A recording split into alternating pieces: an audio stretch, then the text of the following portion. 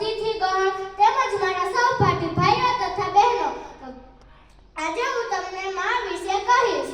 માતા, માં, જનની, મમ્મી, મમ્મા આ શબ્દો સાંભળતાની સાથે જ એક બાળકમાં અનેરી ચમક આવી જતી હોય છે. માં એ ઈશ્વરનું આપેલું ખૂબ જ અદ્ભુત સર્જન છે. જ્યારે આખી સૃષ્ટિનું સર્જન કર્યા બાદ ઈશ્વર બધી જ જગ્યાએ નથી પહોંચતો, ત્યારે તેણે માનું સર્જન કર્યું. એટલે જ કહે છે કે આખું જગત એક તરફ અને માની મમતા એક તરફ. ધરતીનો છેડો ઘર અને ઘરનો છેડો માં. બધે જ ફર્યા પછી સાચી શાંતિ તો માના ખોળામાં જ મળે. એક સંતાનના સુખને જોવા માતા કેટલી ન સહન થતી પીડાઓ સહન કરે છે. પોતાના જીવને જોખમમાં મૂકી એક બાળકને જન્મ આપે છે અને એ માતાના તલે તો ભગવાન પણ ના પડે. અને માણસ તો શું, ઈશ્વરને પણ આ ધરતી પર જન્મ લેવા એક માતાની જરૂર પડે. તેવી મમતાની ત્યાગ મૂર્તિ અને વહાલનો દરિયો એટલે માં. બાળક લૂલું હોય, લંગડું હોય કે સંપૂર્ણ તંદુરસ્ત હોય, માના મને તો એક બાળક ખીલેલા ગુલાબના ગોટા જેવું જ હોય છે. બાળક બીમાર પડે, નિશાળેથી મોડું આવે કે ગમે તેવું તોફાન કરે, માતા લાખ કામ ફરતા મૂકી દે છે. બાળકના સુખે સુખી અને બાળકના દુઃખે દુઃખી થનારી, રાત દિવસ ચિંતા કરનારી માં જેવી ત્યાગમૂર્તિ જગતમાં બીજે ક્યાંય નથી. દરેક મહાન પુરુષોના જીવનમાં પોતાની માનો ફાળો અનમોલ રહ્યો છે. એટલે જ નેપોલિયનને પણ કહેવું પડ્યું કે એક માતા 100 શિક્ષકની ગરજ સાળે છે.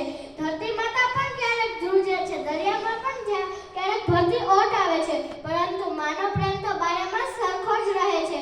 એટલે જ કવિઓ કહે છે કે ગંગાના નીર તો વધે ઘટે રે લોલ, સરખો એ પ્રેમનો પ્રવાહ રે, જનનીની જોડ સખી નહીં જડે રે લોલ, મીઠા મધુને મીઠા મેહુલા રે લોલ, એથી મીઠી તો મોરી માં કરે, જનનીની જો સખી નહીં જડે રે લોલ. હજી પણ પાતળા કપડાથી સૂરજને હંફાવે છે, હજી પણ પાતળા કપડાથી સૂરજને હંફાવે છે. મારી માં પાલવ એટલો દમદાર રાખે છે, મારી માં પાલવ એટલો દમદાર રાખે છે. એટલે જ કહેવાય છે કે સાચી નંદનનું સરનામું એટલે માની ગોદ.